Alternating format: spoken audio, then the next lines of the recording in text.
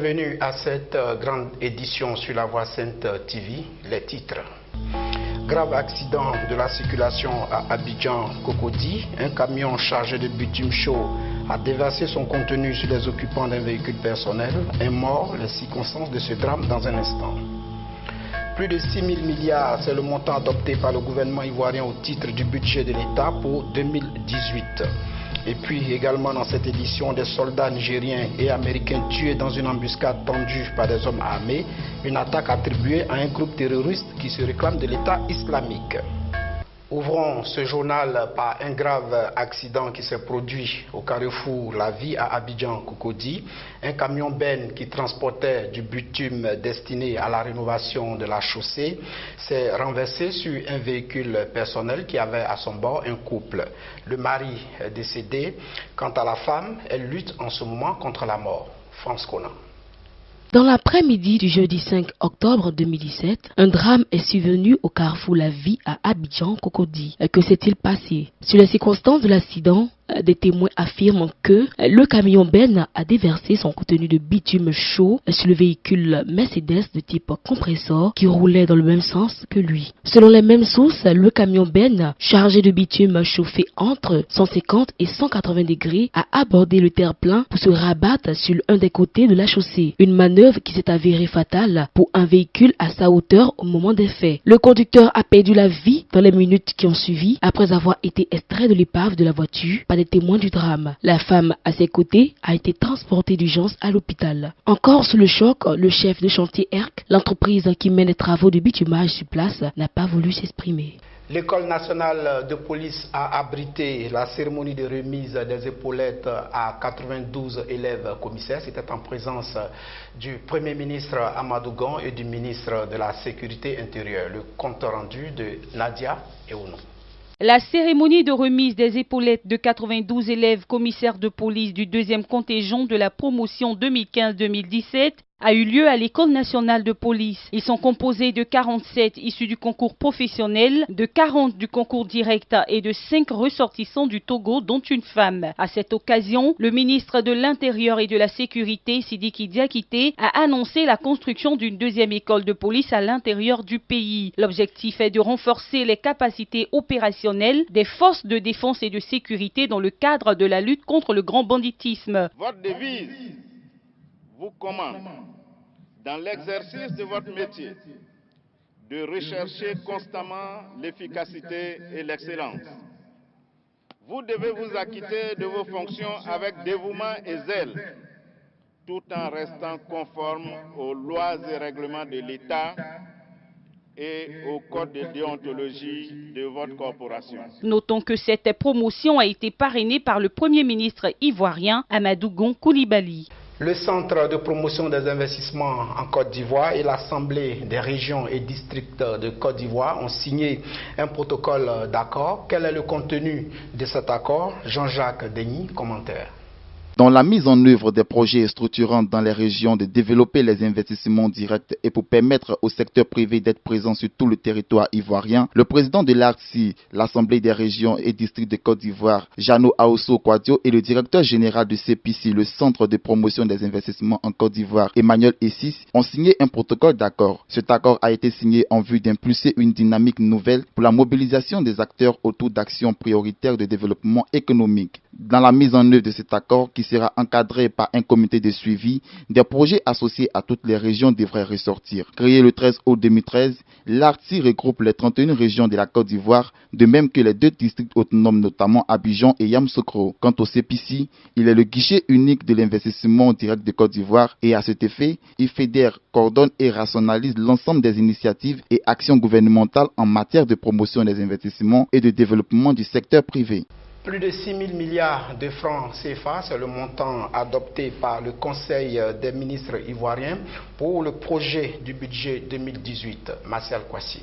À l'issue du Conseil des ministres de ce mercredi 4 octobre 2017 au Palais présidentiel, le gouvernement ivoirien a adopté un projet de loi portant budget 2018 estimé à 6 723,5 milliards de francs CFA. Cette information a été donnée par Bruno Nabagné-Koné, porte-parole du gouvernement. Selon lui, un tiers du budget sera consacré aux investissements afin d'augmenter le portefeuille des dépenses pro pauvres pour améliorer les conditions de vie des populations. Le budget 2018 est en hausse de 4,3% comparé à celui de 2017. Ce nouveau budget s'inscrit dans un contexte socio-économique moins favorable que l'année précédente, a-t-il affirmé. Au titre des ressources intérieures, 5 471 milliards de francs CFA sont prévus et 1885,2 milliards de francs CFA au titre des ressources extérieures. Aussi, 1547,3 milliards de francs CFA seront alloués au service de la dette. Pour le ministre de la Poste, de l'économie numérique et de la communication,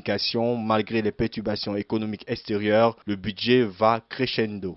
Toujours en économie, les discussions sur la deuxième revue du programme économique financier triennal soutenu par le Fonds monétaire international FMI ont permis aux autorités ivoiriennes et à la mission du FMI de conclure un accord de 78 milliards de francs CFA, a confié le ministre de l'économie et des finances, Adama Koné. Le compte rendu de Ange Sacré.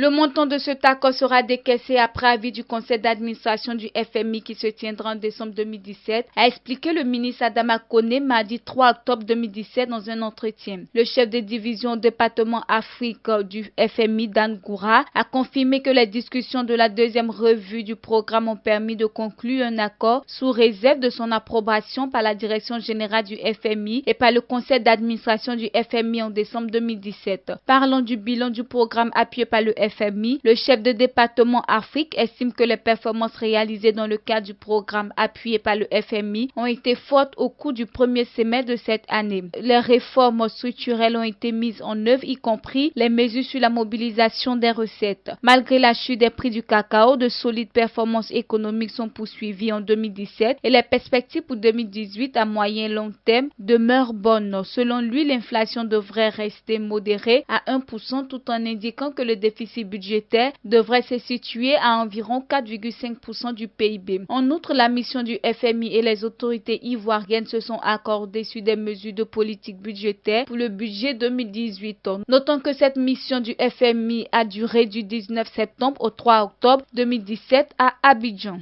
L'Église méthodiste unie de Côte d'Ivoire, dans sa phase d'expansion, procédera à l'installation d'un nouveau surintendant, d'un nouveau district et à la dédicace du temple Sinaï dans la commune de Sikensi. Plus de détails avec Estelle Trayo.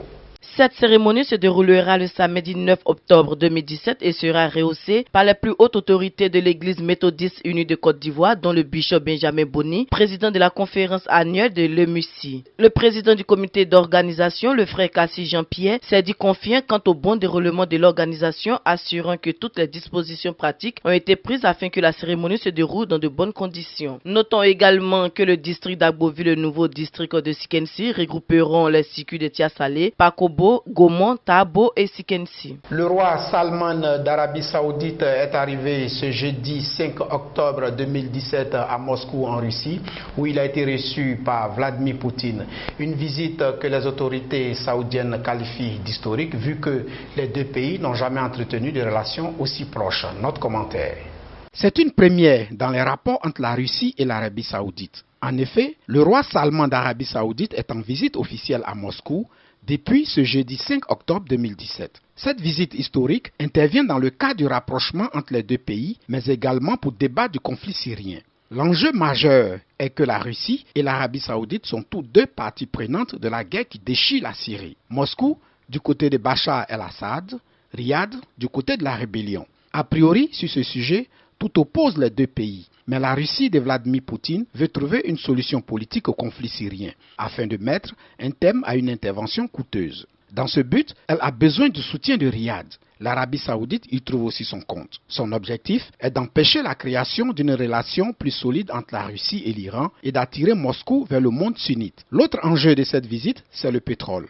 Depuis le début de l'année, Riyad et Moscou ont imposé aux autres pays producteurs une politique de réduction de l'offre de pétrole, avec un objectif, faire remonter les cours du brut. Mercredi 4 octobre 2017, Vladimir Poutine s'est déclaré favorable à une reconduction de cette politique au minimum jusqu'à fin 2018. L'enjeu est crucial pour les deux pays dont les économies sont ultra dépendantes des revenus de l'or noir. Des hommes du bataillon de sécurité et de renseignement nigérien sont tombés dans un guet-apens mené par des assaillants en provenance du Mali.